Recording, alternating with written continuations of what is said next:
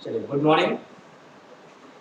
पिछले क्लास में हम लोग देखा था डिजिटल कंप्यूटर के बारे में। ओके, उसके डिफरेंट पार्ट्स, सीपीयू के अंदर कौन कौन से पार्ट्स लगे होते हैं उसके बारे में डिस्कस किया था। रैम, रोम, ठीक है, दोनों में डिफरेंस जाना था कि हाँ रैम कितने टाइप के होते हैं, ये सारा चीज डिस्कस किए थे। इसके अलावा कैश मेमोरी के बारे में जाना था।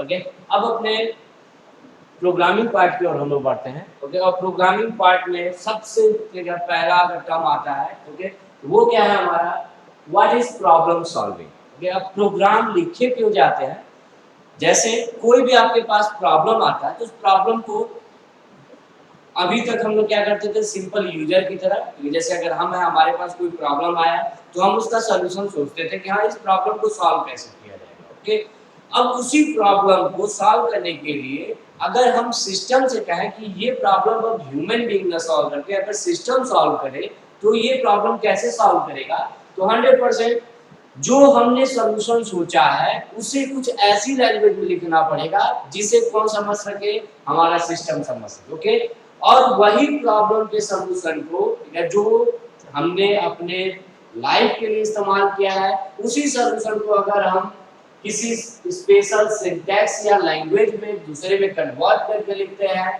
जिसे सिस्टम समझ सके, वही हमारा क्या कहलाता है, प्रोग्राम कहलाता है। ओके, तो चलिए प्रॉब्लम सॉल्विंग सिंपल है, ठीक है। प्रॉब्लम सॉल्विंग होता क्या है कि अगर ये कहा जाए व्हाट इज प्रॉब्लम सॉल्विंग, तो सिंपल डिफिनीशन इसी नाम से पता चल रहा है कि होता क्या होगा। कोई भी प्रॉब्लम है आपके पास, उसे सॉल्व करने के लिए जो भी आप स्टेप यूज करते हैं, आप सोचते हैं, वही स्टेप कंबाइंड रूप से ये क्या कहलाता है आपका प्रॉब्लम सॉल्विंग, ठीक है, टेक्निक कहलाता है। ओके, मतलब प्रॉब्लम सॉल्विंग कुछ और नहीं है, कोई भी प्रॉब्लम आपके पास आए उसे सॉल्व करने के लिए आप जो भी स्टेप्स लेंगे, जो भी तरीके सोचेंगे, वही तरीके आपके किस टर्म्स में इंक्लूड किया जाएगा, प्रॉब्लम सॉल्विंग। ओके, अब इस प्रॉब्लम सॉल्विंग टॉपिक में कुछ छोटे छोटे और शब्दों का इस्तेमाल किया जाता है, उसे समझते हैं। सबसे पहला जो वर्ड यूज होता है या जो शब्द यूज होता है that is your pseudo code, ठीक है। Second one is your algorithm and third one is your flow chart. Okay, तो जो आज हमें टॉपिक डिस्कस करना है इन्हीं तीनों को पढ़ना है। First one is your pseudo code, ठीक है, ये क्या होता है। Second one your algorithm, algorithm क्या होता है। Third one is your flow chart, flow chart क्या होता है। ओके, एंड देन आफ्टर हम एक और टॉपिक डिस्कस करेंगे, what is programming language. Okay, मतलब जो हमने प्रॉब्लम का सॉल्यूशन ढूंढना है, किसी और लैंग्वेज में था, उसे कैसे हम प्रोग्रामिंग लैंग्वेज में कन्वर्ट करते हैं, प्रोग्रामिंग लैंग्वेज होता क्या है। ओके, ये सारी चीजें डिस्कस करेंगे। चलिए सबसे पहली बात करते हैं हम सूडो कोड।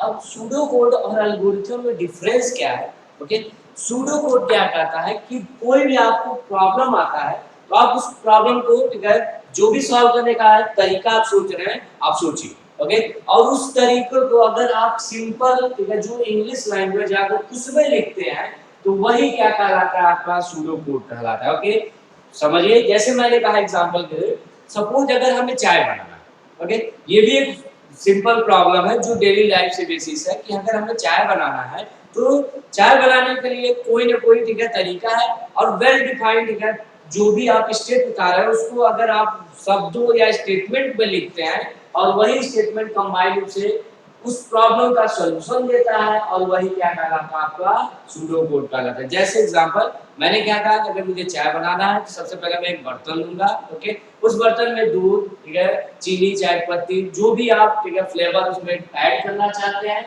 ऐड कीजिए। देन गैस ऑन करके उस पॉट को उस गैस पे रखिए, चाय को, ठीक है, बॉईल कीजिए जब तक आपका रेडिश कलर ना आ जाए। ओके, उसको बॉईल करते रहिए एंड देन जब रेडिश कलर जाए तो इसका मतलब मेरा चाय प्रिपेयर हो चुका है, देन इसे सर्व कीजिए। ओके, तो वही चीज है, इसको अगर आपने स्टेटमेंट के रूप में लिखा तो that is your pseudo code. Okay, लेकिन यही सूडो कोड कब एल्गोरिथम में कन्वर्ट हो जाता है, जब उसे नंबरिंग करके वेल स्ट्रक्चर्ड फॉर्मेट में लिख दिया जाए, ओके, मतलब वेल स्ट्रक्चर्ड नंबरिंग किया जाए और उसको एक ऐसे रूप में लिखा जो थोड़ा सा टेक्निकल लगे, ठीक है, तो वही चीज किस में कन्वर्ट हो जाता है, एल्गोरिथम। ओके, जैसे अगर सिंपल मैं बात कर रहा हूं, अगर मुझे दो नंबर को ऐड करना है तो सिंपल फार्मूला क्या होता है, z = x + y। अगर मैं, ठीक है, इस प्रॉब्लम के लिए अगर सूडो कोड लिखता हूं तो क्या लिखूंगा, ओके, मन करे नंबरिंग में लिखिए या आप डायरेक्ट पैराग्राफ में भी लिख सकते हैं। मैं नंबरिंग करके लिख रहा हूं कि अगर इस प्रॉब्लम का सॉल्यूशन मुझे चाहिए कि दो नंबर को आपस में ऐड किया जाए और रिजल्ट को तीसरे किसी वेरिएबल में स्टोर किया जाए, तो सूडो कोड कैसे लिख रहा हूं, मैंने simple English language take two integers या टू नंबर्स, पहला, या आप ऐसे भी लिख सकते थे, पहला स्टेप लिखते टेक फर्स्ट नंबर, ठीक है, देन टेक सेकंड नंबर। फिर मैंने एक ही में लिख दिया take two numbers, then second step मैंने क्या लिखा, ऐड बोथ नंबर्स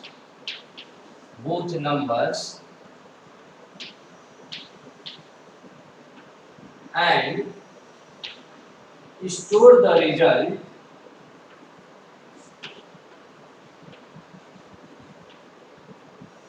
या मैं इसको अलग स्टेप में कर देता हूँ। Third step, store the result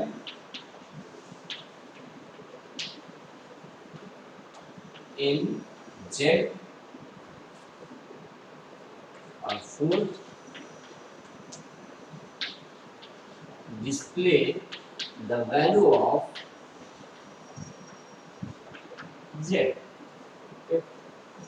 यहाँ पे, ठीक है, मैंने इस प्रॉब्लम का, ठीक है, सूडो कोड लिखा है, इसमें मैंने कुछ लिखा सिंपल इंग्लिश लैंग्वेज में, जरूरी नहीं कि नंबरिंग दी जाए, आप चाहे तो पैराग्राफ में भी लिख सकते थे या बिना नंबरिंग के भी लिख सकते थे, आप, ठीक है, बुलेट्स का भी इस्तेमाल कर सकते थे, जैसे मन करे वैसे कीजिए। ओके, सिंपल इंग्लिश में लिखा मैंने, आप कोई भी और वर्ड भी लिख सकते थे, give the two numbers, take the, ठीक है, इनिशियलाइज टू नंबर्स, ओके, कोई भी यहाँ पे आप वर्ड का इस्तेमाल कर सकते थे। सिंपल इंग्लिश लैंग्वेज में आपको लिखना है take two numbers, okay, then add both numbers, then अगला स्टेप मैंने लिखा, ठीक है, store the result in variable z and then display the output at monitor screen. Okay, तो ये अगर आप सिंपल इंग्लिश लैंग्वेज में लिखते हैं तो वही क्या कहलाता है, आपका सूडो कोड कहलाता है। लेकिन अगर मैं एल्गोरिथम की बात करूं तो एल्गोरिथम क्या कहता है, अगर डिफिनेशन की बात करें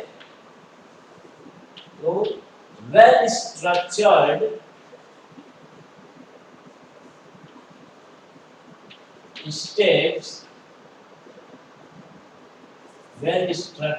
steps to solve any problem। Means क्या कह रहा है एल्गोरिथम, डिफिनेशन, ठीक है, दोनों की लगभग सेम है, ये भी, ठीक है, प्रॉब्लम को सॉल्व करेगा, लेकिन इसमें कोई स्ट्रक्चर नहीं होता है, जरूरी नहीं कि नंबरिंग में लिखा जाए। ओके, लेकिन एल्गोरिथम क्या कहता है कि हाँ, आपको थोड़ा सा टेक्निकल वर्ड्स इस्तेमाल करने हैं, ओके, इंग्लिश स्टेटमेंट का इस्तेमाल कम से कम करना है, ओके, और आपको नंबरिंग करके उस प्रॉब्लम के सॉल्यूशन को देना है, और वही चीज क्या कहलाता है, आपका एल्गोरिथम कहलाता है। जैसे अगर एल्गोरिथम की बात करें तो याद रखिए एल्गोरिथम में सबसे पहला स्टेप हम हमेशा क्या होगा, स्टार्ट होगा। ओके, जो पहला स्टेप होगा वो हमेशा क्या होगा, स्टार्ट। देन अब आप थोड़ा सा यहाँ पे टेक्निकल वर्ड इस्तेमाल कीजिएगा, ये नहीं कि हाँ टेक टू नंबर्स, आप, ठीक है, सिंपली लिखिए रीड द वैल्यू ऑफ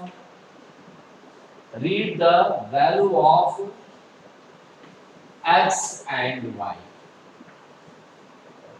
जो आपने फार्मूला दिया उस वेरिएबल को इंक्लूड किया, मैंने क्या कहा कि अब मैं x और y की वैल्यू को क्या करूंगा, रीड करूंगा। थर्ड स्टेप, ठीक है, यहाँ पे हमने लिखा है सिंपली ऐड बोथ नंबर्स, ये इंग्लिश का स्टेटमेंट है, इस स्टेटमेंट को रिप्लेस कीजिए विथ फार्मूला। ओके, फार्मूले को ही डायरेक्ट इंक्लूड कीजिए एल्गोरिथम में, z = x + y। Okay, then output आ चुका है आपका, इसीलिए एक स्टेप यहाँ पे जो रहेगा स्टोर द रिजल्ट, ये लिखने की जरूरत नहीं पड़ी क्योंकि ये फार्मूला खुद ही बता रहा है कि मैं दो वेरिएबल को आपस में ऐड करूंगा और आउटपुट को इसमें असाइन कर दूंगा, जेड में असाइन करूंगा। ओके, इसीलिए ये स्टेप लिखने की आपकी जरूरत नहीं है। सिर्फ आप अगला स्टेप लिखिए, that is print the value of Z. यहाँ प्रिंट जेड भी लिख सकते थे, प्रिंट। और अगर पहला स्टेप एल्गोरिथम का स्टार्ट है, ठीक है, तो याद रखिएगा लास्ट स्टेप हमेशा क्या होगा, स्टॉप ही। ओके, तो एल्गोरिथम और सूडो कोड में डिफरेंस क्या है कि ये भी गिवन प्रॉब्लम का सॉल्यूशन बताता है, ये भी आपको गिवन प्रॉब्लम का सॉल्यूशन बताता है, लेकिन डिफरेंस क्या है, इसमें कोई ऐसा कंपल्सन नहीं है कि आपको नंबरिंग करना ही है। ओके, आपको उस फार्मूले को एज इट इज लिखना है। जैसे अगर मुझे एवरेज निकालना हो तो यहाँ पे मैं पूरा फार्मूला लिखता है, z = x + y, ठीक है, ब्रैकेट के इनसाइड ये पूरा expression, then whole divided by 2। Okay, लेकिन यहाँ पे आप चाहे तो लिख सकते थे add both numbers and divide by 2। Okay, तो उसको इंग्लिश स्टेटमेंट में भी लिख सकते थे। यहाँ पे आप पूरा फार्मूला इंक्लूड करेंगे, आप यहाँ पे डिस्प्ले, ठीक है, इस्तेमाल कर सकते हैं, लेकिन एल्गोरिथम में ज़्यादा अच्छा होता है क्योंकि आप वही शब्द इस्तेमाल कीजिए जो प्रोग्रामिंग में इस्तेमाल हो सके। तो इसके लिए क्या है, प्रिंट का ही इस्तेमाल किया मैंने। तो दोनों चीज़ सेम है, ठीक है, सिर्फ थोड़ा सा, ठीक है, अगर डिजाइनिंग की बात किया जाए या लिखने के तरीके की बात किया जाए तो सिर्फ उसमें डिफरेंस है कि ये कहता है कि हम नंबरिंग करके ही लिखेंगे, थोड़ा मेरा टेक्निकल, ठीक है, रूप होगा, ठीक है, मैं टेक्निकल फॉर्मेट में लिखा जाऊंगा, ये कहता है कि मैं सिर्फ इंग्लिश फॉर्मेट में लिखा जाऊंगा। ओके, तो this is your pseudo code and algorithm. चलिए आगे बढ़ते हैं। एल्गोरिथम के कुछ कैरेक्टरिस्टिक्स भी होते हैं या प्रॉपर्टीज होती हैं, उन प्रॉपर्टीज को डिस्कस कर लेते हैं।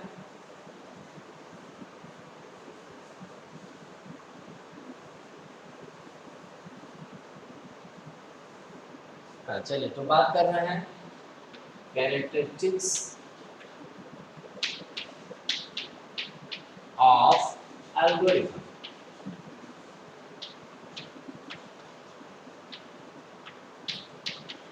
मेनली 5 प्रॉपर्टीज दी गई। सबसे पहली प्रॉपर्टीज होती है इनपुट। जो पहली प्रॉपर्टी है इनपुट, दूसरा होता है आपका आउटपुट, तीसरा होता है आपका फाइनाइट, चौथा होता है आपका डिफिनिट,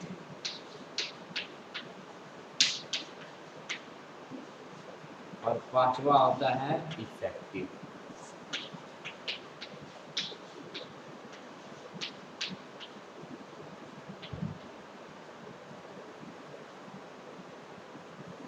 ओके, चलिए सबसे पहले प्रॉपर्टी की बात करते हैं इनपुट। ओके, अब बात करें एल्गोरिथम, ठीक है। एल्गोरिथम जब भी आप कोई प्रोग्राम लिखते हैं, ओके, तो उस प्रोग्राम के लिखने से पहले हम सबसे पहले उस प्रोग्राम का एल्गोरिथम डिजाइन करते हैं। जैसे आपके पास कोई भी प्रॉब्लम आया, ओके, इस प्रॉब्लम को आपको सॉल्व करना है, तो सीधा आप इसका प्रोग्राम नहीं लिखेंगे, सबसे पहले सोचेंगे कि हाँ क्या क्या स्टेप मुझे लेने पड़ेंगे इस अगर प्रॉब्लम को सॉल्व करना है।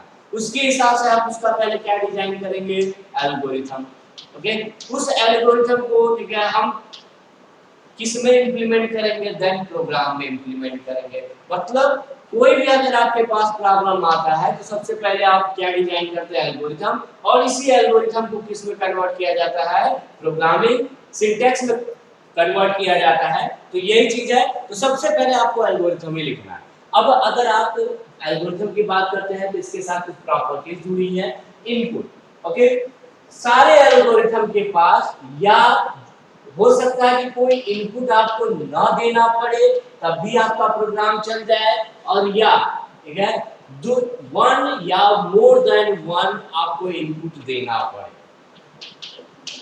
इस चीज को समझिए, क्या कर रहा हूं मैं कि हो सकता है कि आपने जो एल्गोरिथम लिखा हो, ओके, उस एल्गोरिथम में आपको, ठीक है, यूजर से कोई इनपुट मांगना ही ना पड़े, ओके, बिना वो इनपुट के ही आउटपुट प्रोड्यूस कर दे। ओके, या कुछ ऐसे प्रोग्राम हो सकते हैं जिसमें एक ही इनपुट की जरूरत हो या एक से ज्यादा इनपुट की भी जरूरत हो सकती है। जैसे ऐसे समझते हैं z = x + y। अगर इस प्रोग्राम की अगर इस फार्मूले की बात करें तो अगर इस फार्मूले को मैं प्रोग्रामिंग में इंप्लीमेंट करूंगा तो यहाँ पे मुझे दो इनपुट देने पड़ेंगे, कौन से, एक्स और वाई। इन दोनों की वैल्यू जब आप पुट करेंगे, ठीक है, या ठीक है स्कैन करेंगे, रीड करेंगे, देन आप जेड की वैल्यू कैलकुलेट करेंगे। इस केस में कितने इनपुट की जरूरत है, मुझे दो इनपुट की जरूरत है। ओके, अब बात कर रहे हैं वन इनपुट। सपोज ठीक है Z is equal to under root X, मुझे ये निकालना z is equal to under root x। अगर इसकी वैल्यू मुझे कैलकुलेट करनी है तो यहाँ पे मुझे केवल किसकी वैल्यू देनी पड़ेगी, x की, मतलब सिंगल वेरिएबल है उसी की वैल्यू देनी पड़ेगी, मतलब वन इनपुट की जरूरत है। ओके, लेकिन कुछ ऐसे प्रोग्राम भी होते हैं जिनमें आपको इनपुट देना ही नहीं पड़ता है। जैसे अगर मैंने कहा 1 1 2 1 2 3 1 2 3 4, अगर मेरे पास ये पैटर्न है, इस पैटर्न को प्रिंट कराने के लिए आपको किसी की वैल्यू स्कैन नहीं करनी पड़ेगी, आप सिंपली दो लूप चलाएंगे, ठीक है, दोनों लूप के अकॉर्डिंग ये आउटपुट आपको प्रोड्यूस कर देगा। तो ये जरूरी नहीं है कि हर प्रोग्राम में आपको इनपुट देना ही पड़े, ठीक है। जैसे मैंने तीन एग्जांपल यहीं पे दे दिए, यहाँ पे नो इनपुट, ये अलग की बात है, इसकी प्रोग्रामिंग कैसे होती है वो बाद में देखा जाएगा जब हम फॉर लूप पढ़ेंगे।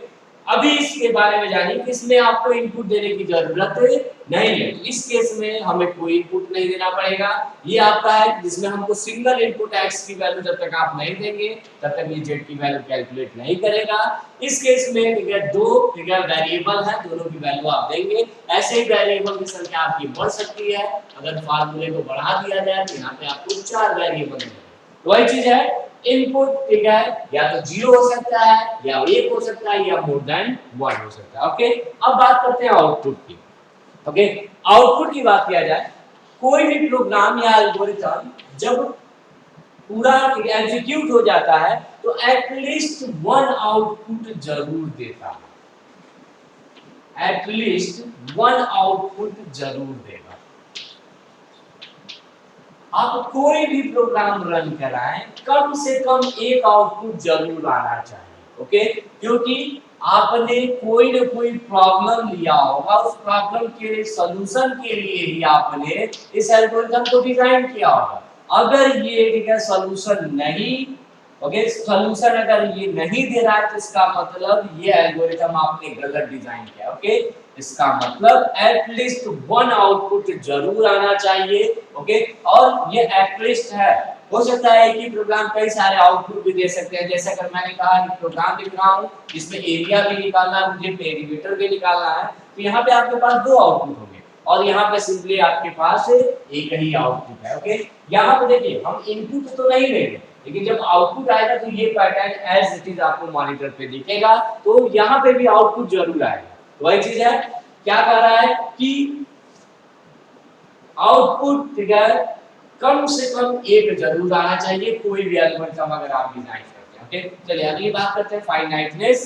फाइनाइटनेस का मतलब क्या हुआ कि नंबर ऑफ स्टेप जो आप लिख रहे हैं, जैसे अभी मैंने एक एल्गोरिथम लिखा था 1 2 3 नंबर डाला था। ओके, तो नंबर ऑफ स्टेप किसी भी प्रॉब्लम के लिए जब आप एल्गोरिथम डिजाइन करते हैं तो वो फाइनाइट होने चाहिए। ओके, मतलब अगर स्टार्ट हो रहा है तो 100% क्या होना चाहिए, कहीं न कहीं जाके कोई न कोई स्टेप में आपको स्टॉप करना ही पड़ेगा। मतलब इस स्टार्ट और स्टॉप के बीच में जो नंबर ऑफ स्टेप्स होने चाहिए that must be finite. Okay, वो फाइनाइट जरूर होने चाहिए। तो ये है ठीक है, फाइनाइट का मतलब कि नंबर ऑफ स्टेप्स आप एल्गोरिथम जब डिजाइन करते हैं तो उसमें फाइनाइट होने चाहिए। ओके, चलिए अगली बात करते हैं डिफिनिट। डिफिनिट का मतलब ओके कि जो आप एल्गोरिथम डिजाइन कर रहे हैं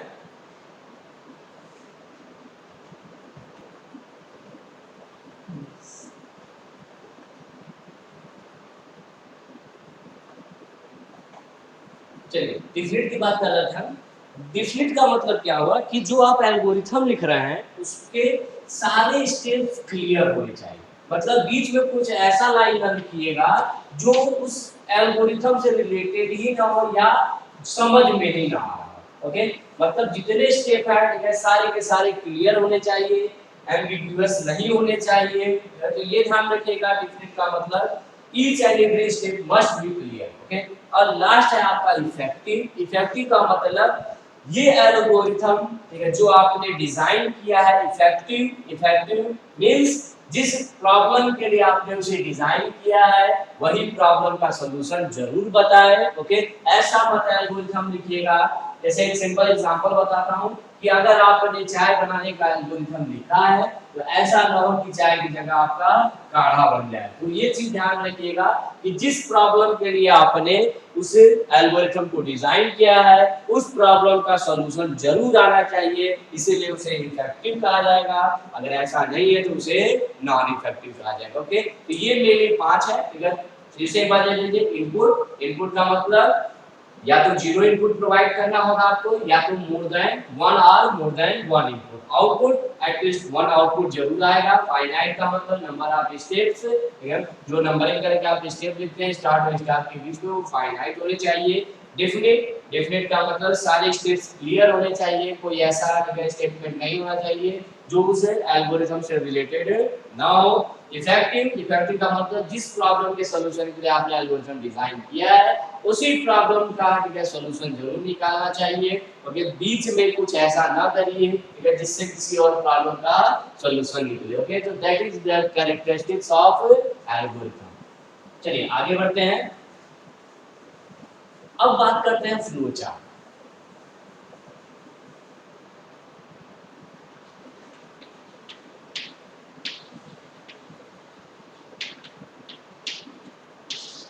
अभी हमने डिजाइन किया एल्गोरिथम। फ्लो चार्ट कुछ और नहीं है। अगर आप जो एल्गोरिथम आपने डिजाइन किया है अगर उसे ग्राफिकल फॉर्म में रिप्रेजेंट कर दिया जाए तो वही एल्गोरिथम सॉरी फ्लो चार्ट हो जाता है। ओके, मतलब graphical representation of algorithm is known as flow chart.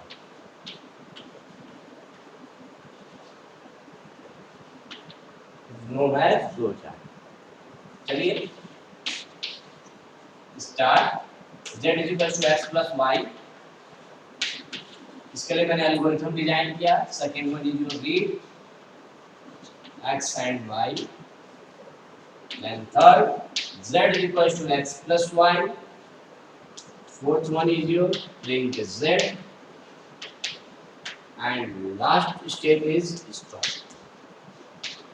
ये है मेरा algorithm z is equals to x plus y। अब इसी को मुझे किस में कन्वर्ट करना है, फ्लो चार्ट। मतलब इसी एल्गोरिथम को अगर मैं ग्राफिकल रिप्रेजेंटेशन में रिप्रेजेंट कर दूं तो वही क्या बन जाएगा, मेरा फ्लो चार्ट बन जाएगा। अब आपको अगर इसे ग्राफिकल या डायग्राम के रूप में रिप्रेजेंट करना है तो 100% कुछ शेप्स या कुछ बॉक्सेस का इस्तेमाल करना पड़ेगा। ओके, या सिंबल्स का इस्तेमाल करना पड़ेगा, कुछ भी कह सकते हैं आप। ओके, तो वो सिंबल्स आपको पता होने चाहिए और हर स्टेप के लिए सिंबल फिक्स है। ओके, फ्लो चार्ट में कौन सा शेप ठीक है या कौन सा सिंबल क्या इंडिकेट करता है वो फिक्स है। तो सबसे पहले उस शेप्स के बारे में हम लोग जानते हैं कि कौन कौन से सिंबल्स इस्तेमाल होते हैं। सबसे पहला शेप होता है आपका ओवल शेप। ओके, ये दिख रहा है आपका ओवल, वैसे इसका नाम नहीं है, मैं सिर्फ इसका नाम बता रहा हूँ कि ये ओवल टाइप का दिखेगा, ओवल शेप। इसे क्या कहा जाता है, रीड राइट बॉक्स। या अगर मैं प्रोग्रामिंग की बात कर ले, ठीक है, कि अगर आपको प्रोग्रामिंग के लिए डायरेक्ट अगर आपको इसको डिजाइन करना हो तो इसे कहा जाता है scan and print box. Scan and print box, या कुछ लोग कहते हैं इनपुट आउटपुट बॉक्स। ओके, तो 3 नाम मैंने लिखे हैं, आप कोई भी नाम आप इस्तेमाल कर सकते हैं। क्या कि अगर ओवल शेप दिखता है तो इस ओवल शेप का आप यूज तब करेंगे जब आपको कहीं रीड का ऑप्शन मिले, राइट का ऑप्शन मिले, या दूसरे शब्द में कह सकते हैं स्कैन या प्रिंट दिखे आपको, या इनपुट आपको लगे तो वहां इनपुट लिया जा रहा है या आउटपुट डिस्प्ले किया जा रहा है, तब वहां पे आप क्या इस्तेमाल करेंगे, ये ओवल शेप इस्तेमाल करेंगे। दूसरा, ओके सॉरी, हाँ ओवल शेप, ये है आपका ओवल शेप। और ये किस लिए इस्तेमाल होता है, स्टार्ट और स्टॉप बॉक्स के लिए इस्तेमाल होता पहले जो बताया थोड़ा गलत हो गया था। अगर आपको कहीं भी स्टार्ट और स्टॉप दिखे, ठीक है, तो वहां पे आप क्या इस्तेमाल करेंगे? ओके, ओवल शेप का इस्तेमाल करेंगे। जैसे इस एल्गोरिथम की बात कर रहा हूं, ये पहला स्टेप आपका स्टार्ट है और दूसरा लास्ट वाला क्या आपका स्टॉप है। तो इन दोनों को रिप्रेजेंट करने के लिए हम किस शेप का इस्तेमाल करेंगे? ओवल शेप का इस्तेमाल करेंगे। ओके, अब रीड और राइट जो अभी कुछ देर पहले मैंने बताया था, उसके लिए जो शेप होता है वो पैरेललोग्राम, ठीक है, शेप का इस्तेमाल करते हैं। अगर आपको कभी भी पैरेललोग्राम शेप इस्तेमाल करना है तो आप कब इस्तेमाल करेंगे? जहां आपको रीड दिखे या प्रिंट दिखे। इसे क्या कहा जाता है? इनपुट और आउटपुट बॉक्स। अब कब इस्तेमाल किया जाएगा? जहां स्कैन हो या प्रिंट हो या रीड एंड प्रिंट। तो ये है आपका, ठीक है, पैरेललोग्राम शेप। ठीक है, इस एल्गोरिथम में जैसे अगर मैं बात करूं कि इस शेप का इस्तेमाल कहां करेंगे, तो एक यहां पे और एक यहां पे। ओके, चलिए अगला तीसरा, अगर आपको कहीं रेक्टेंगुलर बॉक्स दिखता है, इन दोनों में डिफरेंस है, ये पैरेललोग्राम है, ये आपका रेक्टेंगुलर बॉक्स है। इस रेक्टेंगुलर बॉक्स को क्या कहा जाता है? कैलकुलेशन बॉक्स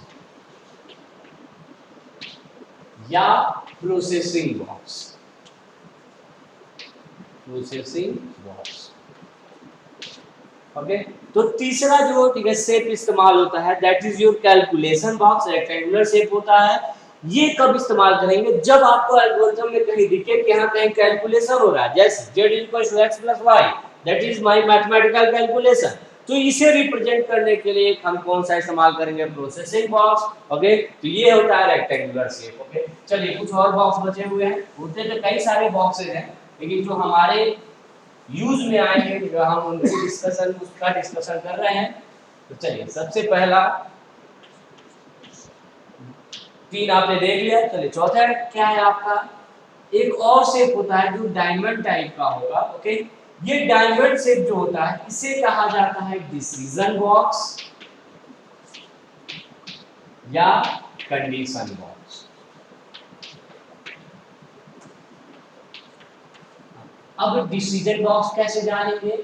जहां वैल्यू आपको ट्रू या फॉल्स दिख रही है, जैसे अगर इस तरह का कोई एक्सप्रेशन दिखा है a is greater than b, okay, और यहाँ पे आपको दो वैल्यू मिल रही हो, या तो ट्रू या तो फॉल्स। ओके, तो वहां पे इस सेट का इस्तेमाल किया जाएगा और इसी को क्या कहा जाता है? कंडीशन कहा जाता है। ओके, तो कंडीशन जहां आपको लगे कि हाँ कोई कैलकुलेटेड वैल्यू नहीं मिल रही है, जैसे अगर मैं कहूं z = x + y, तो ये डिसीजन बॉक्स नहीं है। यहाँ आपने कैलकुलेट किया, उस कैलकुलेट की जो वैल्यू आउटपुट आ रहा है उसको z में असाइन कर रहा है, लेकिन यहाँ पे ये या तो 1 आउटपुट देगा या तो 0 आउटपुट देगा, मींस या तो ट्रू या तो फॉल्स। ओके, तो वहां पे हम जो शेप इस्तेमाल करेंगे दैट इज डायमंड शेप, जिसे कहा जाता है डिसीजन बॉक्स। और लास्ट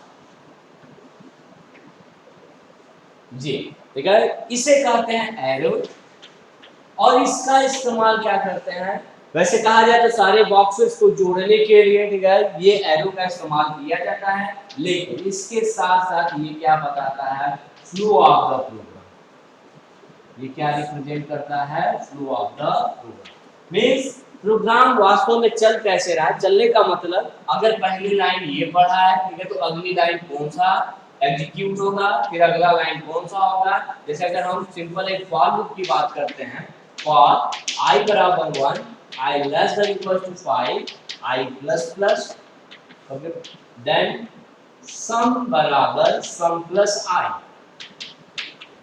अभी ये क्या लिखा गया उससे मतलब नहीं है। तो अगर मैं फ्लो ऑफ द कंट्रोल की बात करूं कि इसमें कंट्रोल कैसे फ्लो हो रहा है, तो सबसे पहले सिस्टम इस लाइन को एग्जीक्यूट करता है, देन इसके पास जाता है, लेकिन इसके पास ये अगर कंडीशन सही होता है तो थर्ड इसको नहीं एग्जीक्यूट करता है, वो देन बॉडी के इनसाइड जाके इसे एग्जीक्यूट करता है, और देन इसे एग्जीक्यूट करने के बाद देन I++ के पास जाता है। तो ये कैसे चल रहा है, यही क्या कहलाता है? आपका फ्लो ऑफ द प्रोग्राम कहलाता है। ओके, कि प्रोग्राम में फ्लो, ठीक है, मतलब ठीक है एग्जीक्यूशन किस ऑर्डर में हो रहा है, कौन सा स्टेटमेंट उसके बाद कौन सा स्टेटमेंट चल रहा है, that is execution of the order, और उसी को कहते हैं फ्लो ऑफ द प्रोग्राम। तो पहले या फिर ये, ठीक है, फिर उसके बाद इनसाइड वाला स्टेटमेंट चला, फिर ये स्टेटमेंट तब चला जब यहाँ पे हो गया, फिर उसके बाद अगेन कंडीशन चेक करता है, अगर ये सही तो फिर इनसाइड, अदरवाइज आउटसाइड। ओके, तो वही चीज है, यही चीज कहलाता है आपका फ्लो ऑफ द प्रोग्राम। तो फ्लो चार्ट, ठीक है, अगर पहली बार कहा जाए कि फ्लो चार्ट बताता क्या है, तो first one is graphical representation of algorithm, और एक चीज और बताता है कि प्रोग्राम का फ्लो कैसे है, मतलब कौन सा इंस्ट्रक्शन कब चलेगा, अगर मैं करेंट इस लाइन पे हूं तो अगला लाइन इसके बाद कौन सा चल रहा है, उसकी भी इंफॉर्मेशन कौन देता है, आपका फ्लो चार्ट ही देता है। ओके, चलिए, तो अब इस प्रोग्राम को, ठीक है, हम किस में कन्वर्ट कर रहे हैं, डायग्राम में कन्वर्ट कर रहे हैं। इस एल्गोरिथम को हम डायग्राम में कन्वर्ट कर रहे हैं, और सारे बॉक्सेस आपको पता है, और सारे बॉक्स को कंबाइन करने के लिए हम एरो का इस्तेमाल करेंगे। चलिए, तो सबसे पहला क्या है, स्टार्ट। स्टार्ट के लिए मैंने पहले ही बताया कौन सा शेप इस्तेमाल होगा, आपका oval shape. Okay, then read X and Y, parallelogram shape बनाइए, इसके अंदर लिखिए read X and Y. Then third one is your calculation, इसको आपस में जोड़ने के लिए एरो शेप। देखिए, ये बता रहा है कि पहले ये, फिर उसके बाद आप नीचे जाइए, डायरेक्शन नीचे की तरफ है, ये वाला स्टेटमेंट एग्जीक्यूट करिए, देन कैलकुलेट करिए क्या, z is equals to x plus 1। Okay, ये रेक्टेंगुलर शेप है, ये आपका पैरेललोग्राम है। देन आप प्रिंट कराइए z की वैल्यू, प्रिंट z, और last one is your stop, ये क्या कर दिया मैंने, स्टॉप। तो this is your flow chart. इस एल्गोरिथम को देखिए मैंने डायग्राम के रूप में कन्वर्ट किया है, एरो बता रहा है कि हाँ डायरेक्शन कैसे है, इसका फ्लो कैसे होगा, और इसी को क्या कहा जाता है, आपका फ्लो चार्ट कहा जाता है। ओके, तो ये हो गया प्रॉब्लम को सॉल्व करने के मैंने 3 तरीके बताया। पहला क्या हो गया आपका सूडोकोड, ठीक है, जो सिंपल इंग्लिश लैंग्वेज में लिखा जाता है, वो भी सॉल्यूशन ही बताता है। Then well defined structure, step by step instructions लिखे गए, उसको कहा गया flow sorry algorithm. And then उस एल्गोरिथम को हमने डायग्राम रूप में रिप्रेजेंट कर दिया, ठीक है, और उसी को क्या कहा गया, आपका फ्लो चार्ट कहा गया। ओके, तो ये हो गया। लेकिन फ्लो चार्ट के कुछ एडवांटेज भी हैं, कुछ डिसएडवांटेज भी हैं। चलिए एडवांटेज की बात करते हैं।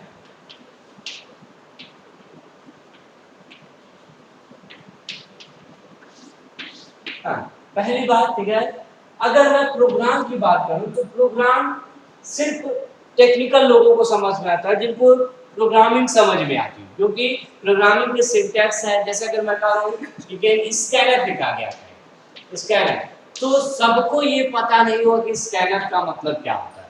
लेकिन अगर फ्लो चार्ट को देखा जाए, तो फ्लो चार्ट देखिए कोई भी बता सकता है कि ये कर क्या रहा है, क्योंकि डायग्राम वैसे भी समझना ज्यादा आसान होता है। तो स्टार्ट हो रहा है, एक्स और वाई की वैल्यू रीड की जा रही है, उसके बाद इसकी वैल्यू कैलकुलेट की जा रही है, देन प्रिंट करके देन स्टॉप हो रहा है। तो फ्लो चार्ट अगर कहा जाए तो प्रोग्राम से, अगर यूजर के टर्म में बात किया जाए तो यूजर के लिए प्रोग्राम समझना ज्यादा टफ होता है और फ्लो चार्ट समझना ज्यादा आसान होता है। ओके, कभी कभी प्रोग्राम बनाना बहुत टफ होता है, जबकि फ्लो चार्ट बनाना बहुत आसान होता है। तो एडवांटेज, सबसे मेन एडवांटेज यही है कि अगर अंडरस्टैंडिंग की बात करें तो प्रोग्राम की अंडरस्टैंडिंग बहुत कम ही लोग कर सकते हैं, लेकिन फ्लो चार्ट को सभी लोग समझ सकते हैं। ओके, लेकिन डिसएडवांटेज भी है।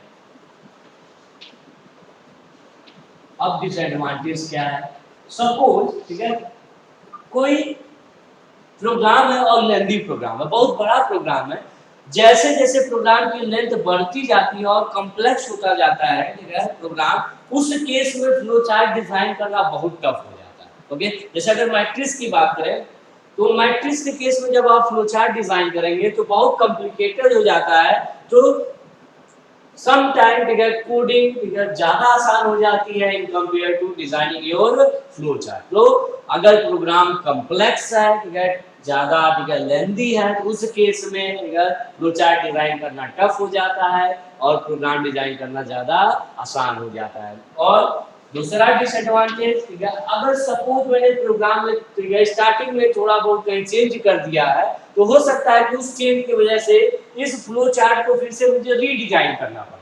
तो दूसरा डिसएडवांटेज क्या हो सकता है कि अगर बाई द वे अगर कहीं मैं प्रोग्राम में कुछ ऐसा चेंज किया है जिसके वजह से हो सकता है कि पूरा फ्लो चार्ट आपको रीडिजाइन करना पड़े, शुरू से फिर से बनाना पड़े, तो that is much tough task, क्योंकि आप बार-बार देखिए थोड़ा सा प्रोग्राम में चेंज कर रहे हैं, उसकी वजह से अगर आपको बार-बार रीडिजाइन करना पड़ रहा है फ्लो चार्ट, तो ये ज्यादा टफ हो सकता है। फिर तो एडवांटेज की बात करें तो सबसे पहला एडवांटेज, ठीक है, सबसे मेन एडवांटेज यही है कि इसे सारे यूजर्स देख के समझ सकते हैं, चाहे वो टेक्निकल, ठीक है, कोडिंग जानते हो चाहे ना जानते हो, लेकिन अगर कोडिंग की बात किया जाए तो केवल वही समझ सकता है जिसको कोडिंग की नॉलेज हो। लेकिन डिसएडवांटेज की बात करें तो अगर प्रोग्राम की कॉम्प्लेक्सिटी हम बढ़ाते जाते हैं, ठीक है, अगर उसका स्ट्रक्चर बड़ा होता जाता है तो उस केस में फ्लो चार्ट डिजाइन करना ज्यादा टफ हो जाता है। हो सकता है कि अगर आपने प्रोग्राम में कुछ चेंज किया हो, उस चेंज की वजह से हो सकता है कि आपको पूरा फ्लो चार्ट रीडिजाइन करना पड़े। ओके, तो this is all about the algorithm, pseudo code and flow chart. Okay,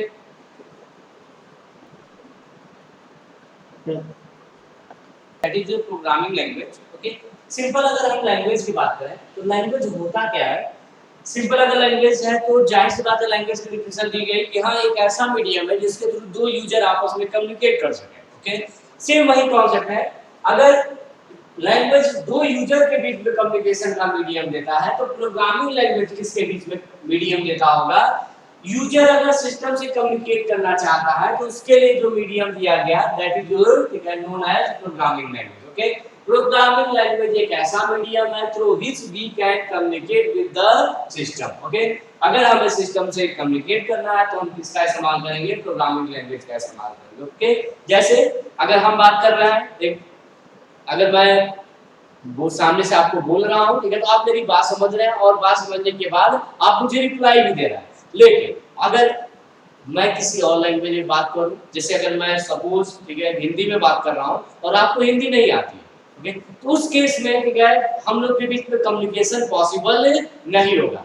तो ऐसे केस में जैसे अगर इंडिया के प्राइम मिनिस्टर चाइना जाते हैं या ऑस्ट्रेलिया जाते हैं, तो वहां की लोकल लैंग्वेज में कैसे बात करते होंगे, उसके लिए, ठीक है, वो ऐसा नहीं कि वहां की लैंग्वेज सीखते होंगे, वहां पे क्या होता है, बीच में कोई ऐसा ट्रांसलेटर होता होगा जो इस हिंदी लैंग्वेज को किस में कन्वर्ट करता होगा, चाइनीज में, और वापस इसी चाइनीज को किस में कन्वर्ट करता होगा, हिंदी लैंग्वेज में। ओके, तो अगर कम्युनिकेशन की बात किया जाए तो तभी पॉसिबल है जब दोनों यूजर की, ठीक है, जो मीडियम इस्तेमाल कर रहे हैं, जो भी लैंग्वेज इस्तेमाल कर रहे हैं, अगर दोनों सेम है तब तो कम्युनिकेशन हो सकता है। लेकिन अगर दोनों का मीडियम डिफरेंट है तो उस केस में अगर आपको कम्युनिकेशन कराना है तो 100% आपको एक ट्रांसलेटर की जरूरत पड़ेगी जो आपकी बात को उस लैंग्वेज में ट्रांसलेट करे, जो सामने वाला यूजर समझ सके।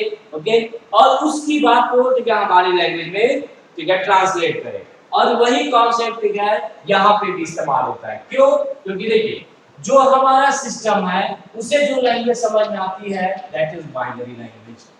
ओके, और जो हम कम्युनिकेशन देते हैं, जो हम मीडियम प्रोवाइड करते हैं उसे, वो हमें बाइनरी में नहीं आती। ओके, वो हमारी इंग्लिश लैंग्वेज है।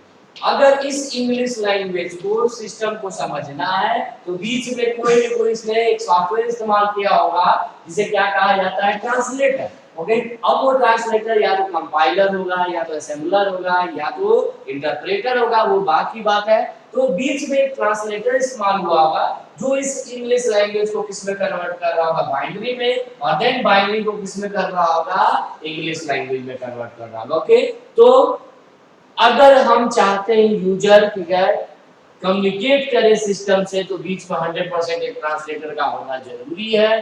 और वो ट्रांसलेटर, ठीक है, लैंग्वेज के अकॉर्डिंग इस्तेमाल होते हैं। कुछ लैंग्वेज आपका कंपाइलर इस्तेमाल करते हैं, कुछ असेंबलर इस्तेमाल करते हैं, और कुछ इंटरप्रेटर इस्तेमाल करते हैं। ओके, चलिए आगे बढ़ते हैं। टाइप्स ऑफ पीएल, ठीक है, मतलब प्रोग्रामिंग लैंग्वेज के, ठीक है, टाइप्स कितने होते हैं, तो दो तरह की प्रोग्रामिंग लैंग्वेज बनाए गए। ठीक है, पहला था लो लेवल लैंग्वेज और दूसरा था आपका high level language. Okay, low level language, ठीक है, and then high level language. और लो लेवल लैंग्वेज को भी दो कैटेगरी में डिवाइड किया गया।